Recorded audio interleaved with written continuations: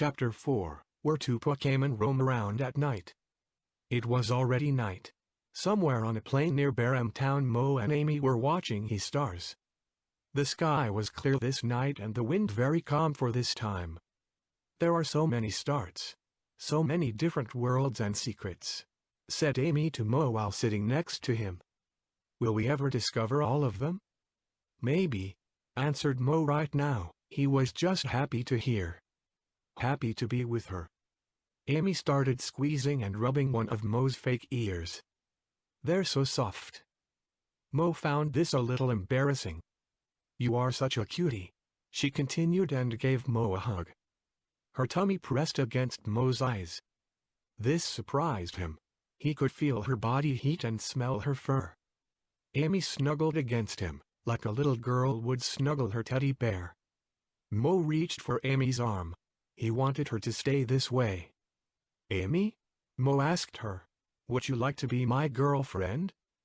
Amy hugged him even tighter. Her eyes were closed and she was smiling a wonderful smile. She rolled over and was now laying on top of Mo. He could feel her whole body on top of him. It became hard for him to breathe. "Amy? Could you?" Mo tried to say. Her weight started to hurt him and it became even more harder to breathe. He tried patting her on her back. "Amy? It hurt," he called out. No response. She seemed to be much heavier than he thought. "Amy." Mo woke up and found himself under his friend Aaron. He seemed to have rolled on him while sleeping.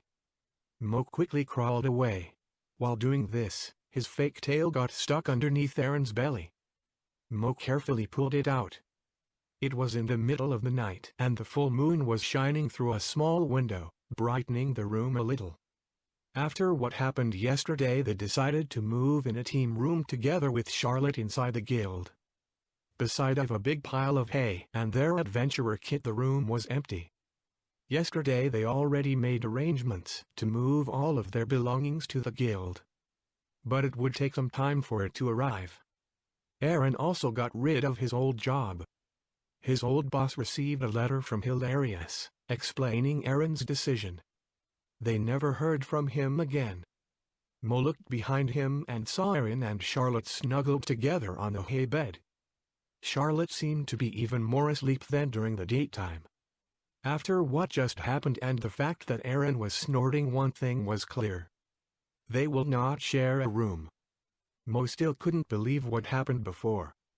He was a kidnapping victim 2 days ago and now an adventurer himself. Aaron and Charlotte were wearing their purple scarves. It was a strange color for an adventurer team, but he was okay with it. What was not okay for him was Charlotte herself. Mo didn't know what he expected when he was told there will be third member. Someone bigger? Someone who already declared him or herself leader? At least not someone who can't talk and is probably not even self-aware. At least she could write.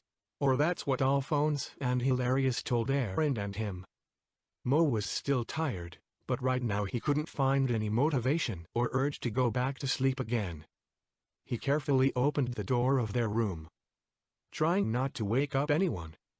It was in the middle of the night and of course the halls were way darker than in the morning when they arrived here first. What Mo thought yesterday was true. It looked even better and spookier during the night. It was awfully quiet and the candles flickered, creating figures on the walls when passing by them. It was also much colder around and Mo was happy his cloth were always warm and cozy. The day before, Alphonse already showed them around. The team rooms, the bath, training ground, dining room, infirmary, library, etc. They still hadn't time to properly meet the other teams.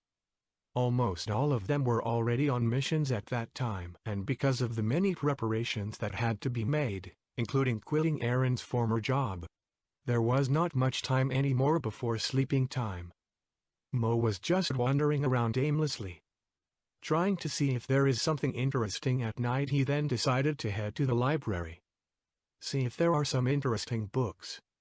While on his way, he had the feeling someone was following him. A night guard? other adventurers walking around at this time? Aaron? Mo started looking around but couldn't see any trace of other Pokémon. He tried to ignore it. Maybe he's just nervous.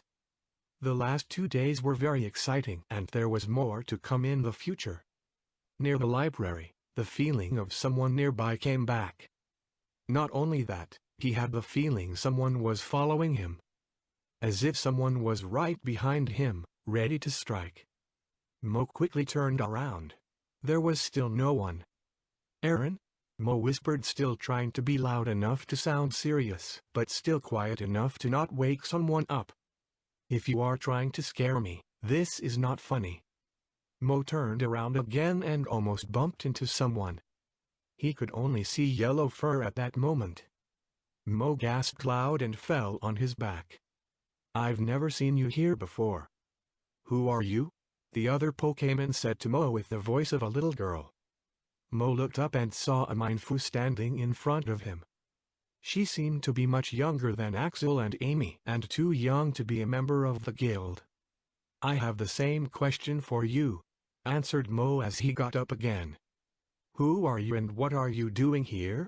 Asked Mienfoo back. Mo pointed at his scarf. My name is Mo. Adventurer Team Purple.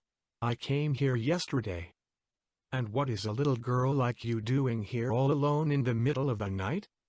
Do you need help?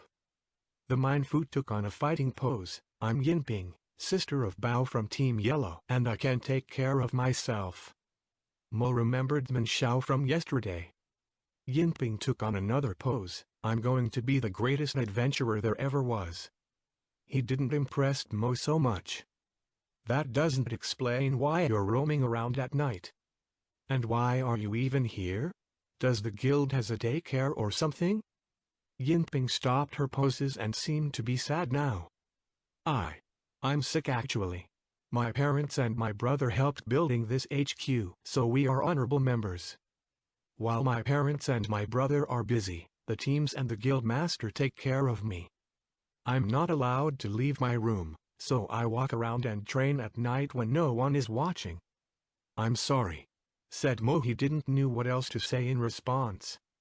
What kind of sickness do you have? Yinping seemed to be happier again. I'm not sure, but I'm feeling better. It used to be worse some time ago. Brother is still worried about me though. I'm heading to the library, said Mo. Good night then and don't get caught. Yinping grabbed him as he walked past her. Can I come with you? I'm lonely sometimes. I'm just sleeping all day and brother doesn't talk to me often. They both arrived at the library. There were some tables and chairs and many huge bookshelves along the walls and ladders for Pokémon to reach higher places of the shelves. It was too dark to read the book titles, let alone the text in them, so Mo took one of the candles to have more light.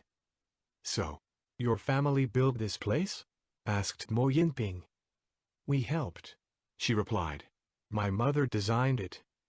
The old master was fond of this style of architecture. Just sad he helped about 2 years later. Why? Asked Mo, while searching for some interesting books. Searching for his former partner. He left one day. According to him and Pokémon from the old square, his partner was a human. They saved the world from a meteor. And I thought Aaron is a show-off, Mo thought to himself. He never heard something like this ever happened. Also, wasn't his partner a Charmander? Yinping quickly climbed a ladder, picked a book and came back down as fast as she went up. Mo was impressed by her speed as she showed him the book. Stories from the Pokémon Square. The old master used to live there, Yinping said with her eyes glowing and full of joy. They both sat at one of the tables and flicked through the pages.